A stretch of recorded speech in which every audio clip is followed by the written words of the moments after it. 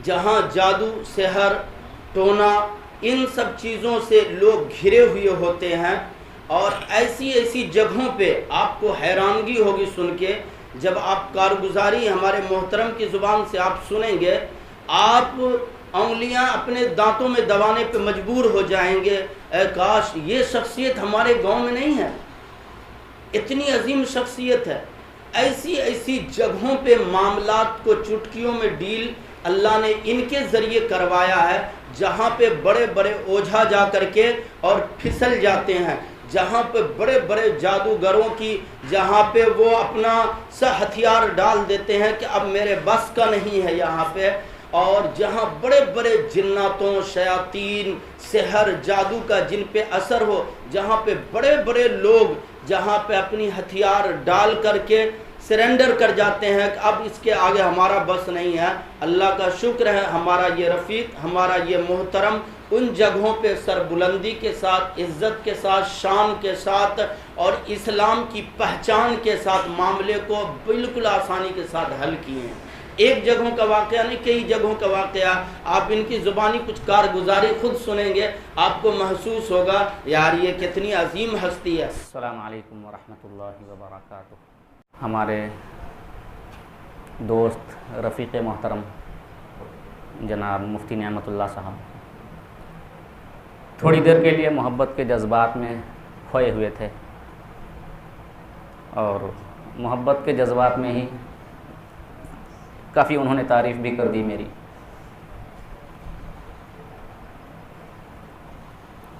ये सब मोहब्बत है। अल्लाह पाक उनकी मोहब्बत को कबूल फ़रमाए, और जो कुछ मेरे लिए उन्होंने बयान फरमाया, अल्लाह पाक मुझे उस लायक और उस काबिल भी बना दे।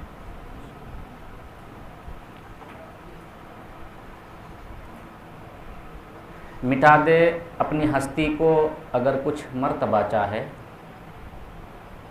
मिटा दे अपनी हस्ती को अगर कुछ मर्तबा चाहे, कि दाना खाक में मिलकर गुले गुलजार होता है। अल्लाह का बहुत बड़ा फ़ज़ल है कि आप लोग पढ़ने लिखने के काम से जुड़े हुए हैं। ये अल्लाह का बहुत बड़ा फ़ज़ल है। आप लोग अपना टाइम, अपना वक्त पढ़ने लिखने में लगा रहे हैं, ये बहुत बड़ी बात है, बहुत बड़ा काम है, ज़रूरी काम है। वरना शराबी शराब के पीने में अपना टाइम लगाता है, जुआरी जुआ के खेलने में अपना टाइम लगाता है, चोर चोरी करने में अपना वक्त ज़ाय करता है। लेकिन ये अल्लाह का बड़ा फ़ज़ल है कि आप लोग लिखने पढ़ने में अपना टाइम लगा रहे हैं। ये सिर्फ़ और सिर्फ अल्लाह का फ़ज़ल है ना।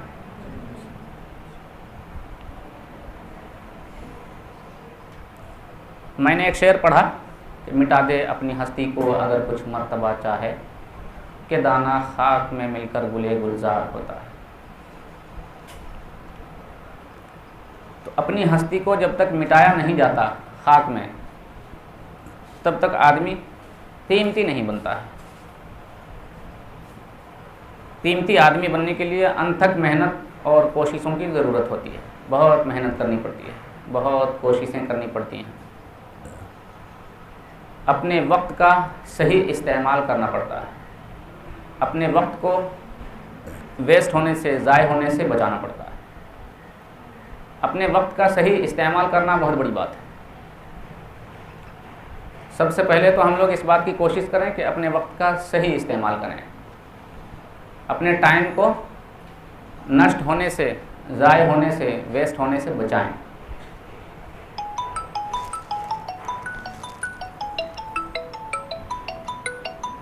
वही डॉक्टर अभय कुमार तिवारी साहब। तो इस बात पे अमल करेंगे हम सब, अपने समय को ज़ाय नहीं करेंगे। क्यों? इसलिए कि हमें जो टाइम मिला है ना, ये सोने और चांदी से ज़्यादा कीमती है। सोने और चांदी से भी ज़्यादा कीमती हमारा समय है, हमारा टाइम है, हमारा वक्त है। वक्त एक ऐसी तलवार है कि अगर उसका सही इस्तेमाल नहीं किया गया तो वो बहुत नुकसान देती है। वक्त को अगर हम काटेंगे तो बहुत अच्छी बात है। वक्त को हमने अगर काटना नहीं सीखा तो फिर एक वक्त ऐसा आता है कि ये वक्त हमें काटता है। वक्त हमें कैसे काटता है? बहुत से लोगों को हमने देखा होगा, वो सारा दिन घर में पड़े हुए हैं, बिस्तर पे हैं, बीमार हैं, कोई काम नहीं कर पा रहे हैं, किसी लायक नहीं। लोग मिलने जाते हैं, पूछते हैं क्या हाल है, तो बोलते हैं बस वक्त नहीं कट रहा है। वक्त क्यों नहीं कट रहा? इसलिए कि उन्होंने वक्त का सही इस्तेमाल नहीं किया। आज वक्त नहीं कट रहा, तो वक्त का सही इस्तेमाल नहीं किए तो वक्त आज उनको काट रहा है। वक्त एक ऐसी तलवार है, अगर किसी ने वक्त को नहीं काटा तो वक्त उसको काटने लगता है। तो हम लोग वक्त को काटना सीखें, यानी उसको इस्तेमाल करने का तरीका सीखें। नहीं तो एक वक्त ऐसा आएगा कि ये वक्त हमें काटेगा और फिर कोई रास्ता भी नहीं होगा। तो वक्त बहुत कीमती चीज़ है, उसका सबसे पहले सही इस्तेमाल करें। मोबाइल पे गेम खेलने या सीरियल देखने, मूवी देखने, इन चीज़ों में अपना वक्त बिल्कुल न गंवाएं, वरना ये वक्त फिर वापस नहीं आएगा। जो दिन आज चला गया वो कल कभी वापस नहीं आएगा, क़यामत तक। तो ये ज़िंदगी बहुत कीमती चीज़ है, इसको बनाने संवारने में हमें बहुत मेहनत और कोशिश की ज़रूरत है। लगन के साथ ये सारा काम करना चाहिए। तो हम आप करेंगे ये इंशाअल्लाह। अल्लाह पाक आप लोगों को कामयाब बनाए। दूसरी बात, दुनिया में हमेशा दो तरह की बीमारियां होती हैं, एक रूहानी और दूसरा जिस्मानी। सुना होगा आप लोगों ने भी। तो जिस्मानी बीमारियां फ़ौरन समझ में इसलिए आ जाती हैं कि जिस्मानी बीमारियों के इलाज के लिए बड़े बड़े हॉस्पिटल हैं, बड़े बड़े डॉक्टर हैं, उनकी दवाइयाँ ख़रीदने के लिए मेडिकल स्टोर है। तो इसलिए जिस्मानी बीमारी होती है तो वो जल्दी समझ में आ जाती है। रूहानी बीमारी के इलाज के लिए ऐसा कोई मामला नहीं है, अगर कहीं है तो बहुत कम है। जब बीमारियां दो तरह की हैं तो यकीनन उनका इलाज भी दो तरह का है और दोनों इलाज ज़रूरी है। तो जिस्मानी बीमारी के लिए जिस तरह से हम एहतियात बरतते हैं डॉक्टर के कहने पर, रूहानी बीमारियों के लिए हम उस तरह से एहतियात नहीं बरतते हैं, जिसकी वजह से हम रूहानी बीमारियों के शिकार हो जाते हैं। कुरान पाक में अल्लाह ताला ने फरमाया है, इन्ना शैतान लकुम अदुव्वुम मुबीन। शैतान क्या है? हमारा खुला हुआ दुश्मन है, कुरान कह रहा है। तो खुला हुआ दुश्मन है तो ये दुश्मन क्या हमें दिखाई देता है? नहीं दिखाई देता है ना। अच्छा, एक दुश्मन ऐसा हो जो दिखाई देता है, तो उससे बचना आसान है ना। भाई दुश्मन दिखाई भी देता है, कहीं है उस गली से हम जाएंगे नहीं, उस रास्ते से जाएंगे ही नहीं, रास्ता ही मोड़ देंगे, तो सामना ही नहीं हुआ। दुश्मन दिखाई दे रहा है तो उससे बचना बहुत आसान है, लेकिन दुश्मन दिखाई न दे, छुपा हुआ हो, आंखों से ओझल हो, तो उससे बचना बहुत मुश्किल है। तो दुश्मन छुपा हुआ है तो वो वार भी छुप के करता है, वो हथियार भी छुप के चलाता है।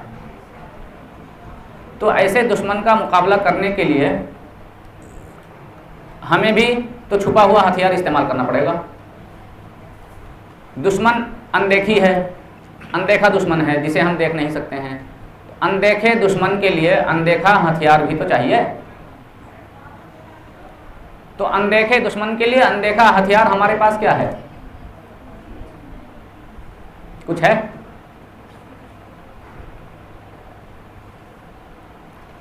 किसी के इल्म में अगर हो, किसी की जानकारी में हो, अनदेखे दुश्मन के लिए अनदेखा हथियार क्या है? कोई भी बात किसी के ज़हन में वो बोल सकते हैं। आप लोग पढ़ने लिखने वाले बच्चे हैं इसलिए मैं पूछ रहा हूँ। आपने कहा माशाअल्लाह, ठीक। क्या नाम है आपका जी? मोहम्मद अकरम। चलिए माशाअल्लाह, चलिए हिम्मत की आपने, माशाअल्लाह, बहुत बड़ी बात है। हिम्मत करना, पहल करना, ये भी आसान काम नहीं है। तो अनदेखे दुश्मन के लिए अनदेखी हथियार दुआएं हैं, जो वसीम अकरम साहब ने फरमाया। दुआ जो हम पढ़ते हैं और उस दुआ का जो असर है वो दिखाई देता है? दिखाई नहीं देता है, दिखाई नहीं देता है, लेकिन उसका असर होता है। अभी कोरोना फैला हुआ है, कितने लोग कोरोना वायरस के जद में आ गए, उसके शिकार हो गए, कितने लोग इस दुनिया से चले गए। लेकिन क्या किसी को कोरोना वायरस दिखाई दिया आज तक कि वो देखने में कैसा है, इतना ख़तरनाक चीज़ है तो कैसी उसकी शक्ल है? नहीं दिखाई दिया। लेकिन कोरोना है ये हम सबों ने मान लिया। तो जिस तरह कोरोना दिखाई नहीं दे रहा लेकिन हमने मान लिया कि कोरोना है और वो उसका असर होता है, इसी तरह से दुआएं हैं और उसका भी असर होता है। जिस तरह से हम किसी को गाली दें तो उसका असर होता है ना। अगला कमज़ोर भी है तो फ़ौरन खड़ा हो जाता है, थोड़ा गाली सुनने के बाद आस्तीन समेटने लगता है ना। लेकिन अगर उसी को हम अच्छे अल्फाज से जो है पुकारें, आदाब और सलाम के साथ बात करें भाई, फिर वो आस्तीन समेटा हुआ भी है तो उसको उतारने लगता है, इज्जत करने लगता है। तो अच्छे और बुरे जुमलों का असर हमें दिखाई देता है। तो जिस तरह से गाली का असर है, अच्छे जुमलों का असर है, इसी तरह से जो दुआएं हैं उनका भी 100% असर है। बस इस बात का यकीन हमारे दिल में होना चाहिए। ठीक है। तो अनदेखे दुश्मन के लिए अनदेखी हथियार का इस्तेमाल हम करेंगे और वो हैं दुआएं। और इसमें सबसे पहली बात, हम लोग अपने घरों में, बाहर में, कहीं भी रहते हैं, टॉयलेट का इस्तेमाल करते हैं, वॉशरूम जाते हैं। दुनिया की जितनी ख़तरनाक जगहें हैं उन जगहों में टॉयलेट एक इंतहाई ख़तरनाक जगह है। दुनिया में अक्सर व बेशतर जो हार्ट अटैक होता है, अक्सर ये टॉयलेट के अंदर होता है। अच्छा, हार्ट का वो मरीज़ पूरी रात अपने बेडरूम में सोता रहा, पूरी रात आराम किया, उसको कुछ नहीं हुआ। सुबह 5 मिनट इस्तंजी के लिए गया, टॉयलेट गया अपनी ज़रूरत के लिए और वहाँ उलट गया। तो कोई तो वजह है, जबकि पूरी रात जहाँ सोया वहाँ उलटना चाहिए, वहाँ हार्ट अटैक होना चाहिए। वहाँ नहीं हुआ लेकिन टॉयलेट के अंदर हुआ। तो टॉयलेट के अंदर क्यों हुआ? इसलिए कि वहाँ दुश्मन मौजूद है, अनदेखा दुश्मन वहाँ मौजूद है, अनदेखी दुश्मन वहाँ मौजूद है, जो हमारे हार्ट पे अटैक कर रहा है। तो ऐसा आदमी जिसका टॉयलेट के अंदर हार्ट अटैक हो गया, वो अगर सुन्नत के मुताबिक टॉयलेट के अंदर जाते, बैतुल खला के अंदर जाते, तो कभी हार्ट अटैक हो ही नहीं सकता था। तो टॉयलेट के जाने में सुन्नत तरीक़े का एहतमाम हम लोग खूब करें, वरना उससे बहुत सारे नुकसान होते हैं, बहुत सारे। दुनिया की ख़तरनाक से ख़तरनाक बीमारियां ये बैतुल खला के अंदर से लगती हैं हमें, टॉयलेट के अंदर से। परेशानियों की, बीमारियों की, हमारे सेहत को खा जाने की वो जगह है टॉयलेट, जहाँ अनगिनत खबीस जिन और जिन्नियाँ होती हैं, अनगिनत, जिन्हें गिना नहीं जा सकता। कितने होते हैं? अनगिनत, अनकाउंटेबल, जिनको गिना नहीं जा सकता है। और जो बैतुल खला जाने की दुआ है उसके तर्जमे पे गौर करेंगे तो बात समझ में आ जाएगी। अल्लाहुम्मा इन्नी अऊज़ु बिका मिनल खुबुसी वल खबाइस। अनगिनत खबीस जिन और जिन्नियों से हिफाजत की दुआ मांगी जा रही है। और कुरान कह रहा इन्न शैतान लकुम आदुव्वुम मुबीन, शैतान तुम्हारा खुला हुआ दुश्मन है। बैतुल खला की दुआ ये कह रही है कि अनगिनत खबीस जिन और जिन्नियाँ वहाँ मौजूद हैं। इतनी सारी वाज़ेह दलीलों के बाद भी अगर हम इसको सीरियस न लें तो इसके नुकसान से हमें कोई नहीं बचा सकता। जानबूझ के अगर आग में कूद रहे हैं तो जिस्म जलेगा ना। जब पता है कि आग जल रहा है तो उससे बचने की कोशिश करनी चाहिए। इसीलिए अल्लाह ने हमें आंखें दी हैं, दिमाग दिया है, सोचने समझने की सलाहियत दी है। तो जब इतनी वाज़ेह दलील है तो उसको सीरियस लेना पड़ेगा। क्यों? सही रहने के लिए, तंदुरुस्त रहने के लिए, सेहतमंद रहने के लिए, सुकून की ज़िंदगी के लिए। कौन इंसान ऐसा है जो चाहता हो कि हमें सुकून नहीं चाहिए, बेचैनी चाहिए, बीमारी चाहिए, बेसुकूनी चाहिए? कोई है ऐसा जो इस बात की तमन्ना करता हो? आज उसी के लिए सारी दुनिया परेशान है। सुकून चाहिए। बैतुल खला सुन्नत के मुताबिक अगर नहीं जाएंगे तो इत्मीनान और सुकून की ज़िंदगी जीना बहुत मुश्किल है। बैतुल खला इतनी ख़तरनाक जगह है। पुराने ज़माने में घर से बहुत दूर टॉयलेट बनाया जाता था। क्यों? इसलिए कि वो दुश्मन का घर है। और आज कमरे के अंदर बनाया जा रहा। तो पहले दुश्मन दूर रहता था, अब करीब है। जब दुश्मन करीब है तो एहतियात भी और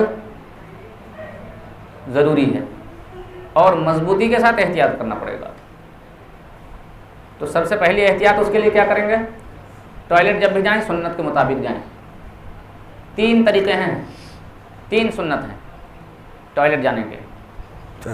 दुआ पढ़ना, सर ढकना, बायां पैर पहले रखना। आसान है, कोई मुश्किल काम है? इसकी ऐसी आदत लग जाए कि नींद की हालत में भी अगर हमें इस्तंजा महसूस हो और जा रहे हों तो हम खिलाफ सुन्नत न जाएं। ऐसी आदत लगी हुई हो कि हमें याद आ जाए कि हमें सर ढकना है, अरे मेरा तो सर खुला हुआ है, दुआ पढ़नी है, बायां पैर पहले रखना है। और ये सब के लिए है, मर्द, औरत, बच्चे, बूढ़े, हत्ता के वो बच्चे जो दुआएं नहीं पढ़ सकते हैं, अगर वो टॉयलेट जा रहे हैं तो उनके घर वाले, उनके वालिदैन इस दुआ को पढ़ लिया करें उनके लिए, उनकी तरफ से। इस दुआ को पढ़ते हुए पढ़कर तब उनको भेजें, उनका सर ढक दें, बायां पैर रखवाएं बच्चों से पहले, ताकि उनको आदत लगे बचपन से ही और उनकी ज़िंदगी अच्छी गुजरे, इत्मीनान और सुकून की ज़िंदगी वो गुजार सकें। तो बैतुल खला को समझने की बहुत ज़रूरत है और उसको सीरियस लेने की ज़रूरत है। तो बैतुल खला सुन्नत के मुताबिक जाने का ज़रूर एहतमाम करेंगे इंशाअल्लाह। खुद भी करें, दूसरों को भी बताएं। सबसे पहले अपने घर वालों को बताएं, फिर बाहर वालों को भी बताएं। आपके बताने पे जो लोग सुन्नत के मुताबिक जाएंगे तो उनके सुन्नत के मुताबिक जाने से आपको भी उसका सवाब मिलेगा। तो सवाब का भी काम है और एक सुन्नत का एहतमाम भी हो जाएगा और उससे बहुत सारी उलझनों से, परेशानियों से, डिप्रेशन से, टेंशन से, एग्जाइटी से हम बच जाएंगे सिर्फ़ एक सुन्नत की पाबंदी से। इसके अलावा सुबह शाम की जो दुआएं हैं उनको भी हम पढ़ा करें। सुबह की दुआ, शाम की दुआ, नमाज़ों का एहतमाम। ये दुआएं जो बतलाई गई ऐसे नहीं बतलाई गई हैं। इन दुआओं के अंदर बहुत बड़ी ताकत है हिफाजत की। जब इनका एहतमाम करेंगे, इनको पढ़ेंगे तो फिर हम हिफाजत में रहेंगे अल्लाह की। ये हैं हमारे हथियार। तो इनका जब एहतमाम करेंगे तो ज़िंदगी अच्छी गुजरेगी इंशाअल्लाह। ठीक है। इसके अलावा फजर की नमाज के बाद और मगरिब की नमाज के बाद सूरह इखलास, सूरह फलक, सूरह नास 3-3 बार पढ़ के दोनों हथेलियों पे दम करके पूरे जिस्म पे हथेलियों को फेर लिया करें, हाथ से पैर तक। इसका भी एहतमाम करें। फजर की नमाज के बाद जब कोई बंदा, कोई आदमी इस अमल को कर लेता है, मगरिब तक हर तरह की मुसीबतों से, परेशानियों से उसकी हिफाजत होती है। जिसने फजर की नमाज के बाद आखिरी तीनों कुल 3-3 बार पढ़ लिया, मगरिब तक उसका एक्सीडेंट नहीं होगा, हर बुरी मौत से वो बचा रहेगा, जल के मरने से, कट के मरने से, एक्सीडेंट हो के मरने से, हर हादसे की मौत से, डूब के मरने से, चोरी से, डकैती से, डाकाजनी से, हर तरह की परेशानियों से मगरिब तक वो बचा हुआ रहेगा। कौन इंसान है जो नहीं चाहता कि भाई हमारा एक्सीडेंट हो जाए? हर कोई चाहता है हमारी हर तरह से हिफाजत हो, और हिफाजत की गारंटी इन चीज़ों में मौजूद है, लेकिन हमारी नज़दीक उसकी अहमियत नहीं है। क्यों? इसलिए कि हमें उसका इल्म नहीं है। जब इल्म हो गया है तो उसको बिल्कुल मजबूती के साथ पकड़ लें। फजर की नमाज के बाद पढ़ लिए, मगरिब तक हिफाजत हो रही, मगरिब की नमाज के बाद जब पढ़ लिए फिर फजर तक हिफाजत हो रही। तो इसका एहतमाम करें, वो भी फ्री में, ऐसा नहीं कि उसको कोई फ़ीस लगेगी। फजर की नमाज के बाद किसी ने पढ़ा है तो उसको 100 रुपये जमा करना है फलानी जगह में, ऐसी भी कोई बात नहीं। माल पानी का भी कोई मामला नहीं है, सब फ्री में। यहाँ हम पंखे में बैठे हुए हैं तो फ्री में नहीं बैठे हैं, इसका बिल आएगा बिजली का, इसके लिए माल खर्च करना पड़ता है। अगर लाइट जल रही है तो फ्री में नहीं है, उसके लिए भी बिल लगता है। लेकिन हम जब ये दुआएं पढ़ेंगे तो इसके लिए कोई बिल नहीं है, ये फ्री में दिया हुआ है।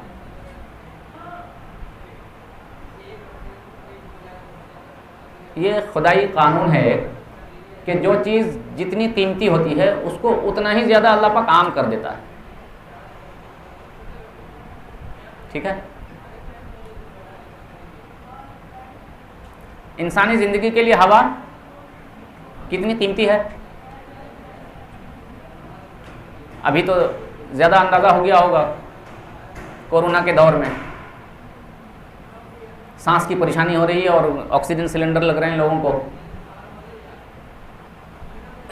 तो हवा की कीमत का अंदाज़ा हम लोगों को अभी ज़्यादा हुआ है।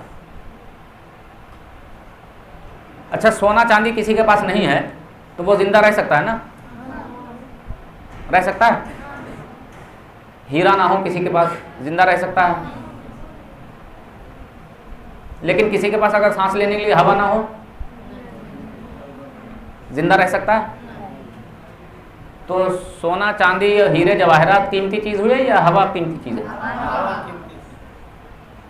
लेकिन हवा की अहमियत हमारे पास ज़्यादा है या सोने चांदी की अहमियत ज़्यादा है? हवा की अहमियत इसलिए नहीं है कि हवा सबसे ज़्यादा कीमती चीज़ है और अल्लाह ने इतना आम कर दिया, इतना आम कर दिया, इतना आम कर दिया कि उसकी अहमियत ही निकल गई दिल से। हवा इतनी कीमती चीज़ है, उसका एहसास नहीं होता है। क्यों नहीं होता है? कोई बिल ही उसका नहीं लगता है ना, महीने में उसका कोई बिल ही नहीं आता है। 50 रुपये ही सही, 100 रुपये ही सही बिल आए कम से कम, तब तो एहसास हो गया हाँ भाई ये भी कोई चीज़ है। कोई बिल नहीं, बस फ्री फंड में लेते रहिए। इस पर भी पाबंदी नहीं कि 1 मिनट में कितनी बार ले सकते हैं, इतना लेंगे तो इतना पैसा आएगा, इतना लेंगे तो इतना पैसा आएगा। कोई माइनस प्लस इसमें है ही नहीं, इसलिए उसकी कोई अहमियत नहीं है। सो रहे हैं तो भी अल्लाह पाक ऑक्सीजन पहुंचा रहा, जग रहे हैं तो भी पहुंचा रहा। हत्ता के उसके हुक्म के खिलाफ इंसान कोई काम कर रहा तो भी वो हवा ऑक्सीजन दे रहा। शराब पीना हराम है ना, लेकिन शराबी जब शराब पी रहा उसको सांस मिल रही ना। अल्लाह पाक गफूरुर रहीम है। शराबी शराब की बोतल हाथ में लिए हुए है और वो पी रहा है, लेकिन उसको भी सांस वो दे रहा है। हालांकि चाहे तो उसकी सांस बंद कर सकता है, इसलिए कि वो हराम काम कर रहा, अल्लाह के हुक्म को तोड़ रहा, अल्लाह के हुक्म के खिलाफ काम कर रहा। लेकिन उसकी सांस बंद नहीं की जाती है, उसको भी अल्लाह पाक सांस देता है। अगर उसके अंदर ये एहसास हो जाए कि मैं शराब तो पी रहा हूँ लेकिन इतनी कीमती चीज़ सांस, जो सोने चांदी और हीरे जवाहरात की कोई हैसियत उसके सामने नहीं है, वो अल्लाह पाक मुझे दे रहा है उसके हुक्म को तोड़ने के बावजूद, तो फ़ौरन बोतल फेंक दे, अगर इस बात का एहसास हो जाए। तो अल्लाह ने सांस को हवा को इतना आम कर दिया, इतना आम कर दिया कि उसकी अहमियत का एहसास ही ख़त्म हो गया हमारे दिल से। अल्लाह पाक गफूरुर रहीम है, तो उसने बहुत ज़्यादा मिक़दार में हमें हवा दे रखी है, लेकिन हमें इस एहसास को अपने दिल से ख़त्म नहीं करना चाहिए। और उसने फ्री में दे रखा है। हॉस्पिटल में अगर एडमिट होंगे और ऑक्सीजन सिलेंडर लगेगा, तो जितने दिन ऑक्सीजन सिलेंडर लगा रहेगा, सांस लेंगे, उसकी कीमत अदा करनी पड़ती है आते वक्त। जब बंदा अदा करता है तब उसको एहसास होता है। पूरी ज़िंदगी सांस लिया, अल्लाह ने कभी बिल नहीं मांगा, और यहाँ 3 दिन हमने सांस लिया, उसका जो है बिल मांग रहे हैं हॉस्पिटल वाले। तो इतना बड़ा मालिक हमारा परवरदिगार, जो 70 माहों से ज़्यादा अपने बंदों से मोहब्बत करता है, उसकी नेमतों का भी एहसास होना चाहिए हमें, और फ्री में दे रखा उसने। हवा हो गई, हवा के बाद नंबर किस चीज़ का आता है जी? पानी। हवा के बाद नंबर है पानी का। कोई इंसान बहुत प्यासा हो, बहुत प्यासा हो, बहुत प्यासा हो, प्यास से उसकी जान निकल रही हो, पानी कहीं नहीं मिल रहा है, आपके पास पानी है 1 गिलास, और आप उसको कहें ये 1 गिलास पानी मैं तुम्हें दूंगा, लेकिन उसके बदले में तुम्हारी जितनी ज़मीन है सब मेरे नाम लिखो, और वो मछली की तरह तड़प रहा हो पानी के लिए, उसका हलक सूख गया हो, तो वो क्या करेगा? सारी ज़मीनें आपके नाम लिख देगा ना। 100 बीघा का एक आदमी मालिक हो और वो पानी के लिए तड़प रहा हो, पानी का कहीं से कोई इंतज़ाम नहीं, आपके पास 1 गिलास पानी है, और आप ये शर्त लगा दें कि पूरा का पूरा 100 बीघा मेरे नाम लिखना पड़ेगा, तो मैं ये 1 गिलास पानी आपको दूंगा पीने के लिए। तो वो उस 1 गिलास पानी को पीने के लिए अपनी सारी जायदाद आपके नाम लिख सकता है। तो पता चला 100 बीघा ज़मीन की कीमत 1 गिलास पानी के सामने कुछ नहीं है। तो पानी कीमती चीज़ हुई ना। तो हवा के बाद सबसे कीमती चीज़ पानी है, उसको अल्लाह ने इतना आम कर दिया, इतना आम कर दिया, इतना आम कर दिया कि उसकी भी कोई अहमियत नहीं रही है हमारे पास। जब ज़रूरत पड़ रही पी रहे हैं, मिल जा रहा आसानी से। ऐसा भी नहीं कि 100 रुपये गिलास है, कितना गिलास दिन भर में पीना है उसका हिसाब करना है, जितनी ख्वाहिश हो उतनी पी सकते हैं, कोई हिसाब किताब नहीं। तो जो चीज़ जितनी कीमती होती है अल्लाह पाक उसको उतना ही आम कर देता है, और ये सब अल्लाह की नेमत है।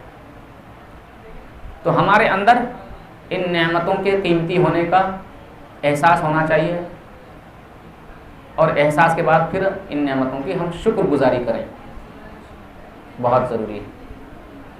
जब हम शुक्रगुजारी करेंगे तो फिर अल्लाह पाक हमारी नेमतों को और बढ़ाएगा। कुरान पाक में अल्लाह पाक फरमाता है लइन शकरतुम लअज़ीदन्नकुम। जब हम शुक्रगुजारी करेंगे तो नेमतें बढ़ेंगी और उसमें बरकत होगी, उसमें इजाफा होगा। तो हम लोग शुक्रगुजारी करेंगे इंशाअल्लाह। आप लोगों के जहन में कोई बात हो, कोई सवाल हो जो मुझसे पूछने के ख्वाहिशमंद हों, पूछ सकते हैं। किसी बीमारी से ही मुताल्लिक हो, किसी तकलीफ़ से ही मुताल्लिक हो, या आपको कोई तकलीफ़ हो उस तकलीफ़ को बताएं ताकि मैं उसका कुछ हल बता सकूं। अच्छा, पेट साफ रहता है या कब्ज़ रहता है उनको? कब्ज़ की शिकायत नहीं है ना, पेट साफ रहता है। अच्छा,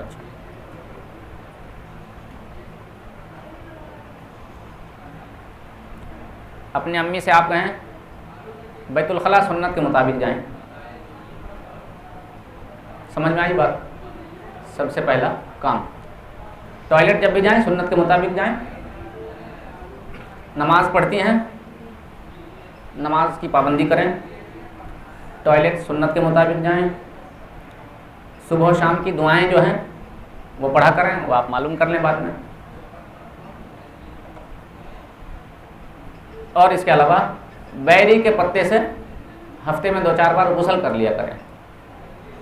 बैरी के पत्ते, बैर के पत्ते 41 पीस बैर के पत्ते हों, उनको या तो रात में पानी में भिगो दें, इतना पानी हो जिससे हमारा जिस्म भीग सके, और दिन में जब नहाएं तो नहाने से पहले थोड़ा बैर के पत्तों का पानी थोड़ा पी लें, आधा कप या 1 कप, और बाकी जितने पानी हैं उनको नहाने के बाद लास्ट में अपने जिस्म पे डाल लें, चाहे सर से हो चाहे गले से हो। बैर के पत्तों का पानी अपने जिस्म पे डालने के बाद कोई और दूसरा पानी अपने जिस्म पे न डालें, या लगातार 11 दिनों तक कर लें, 21 दिनों तक कर लें। उम्मीद है आराम मिल जाएगा। जब आराम मिल जाए फिर बंद करते हैं।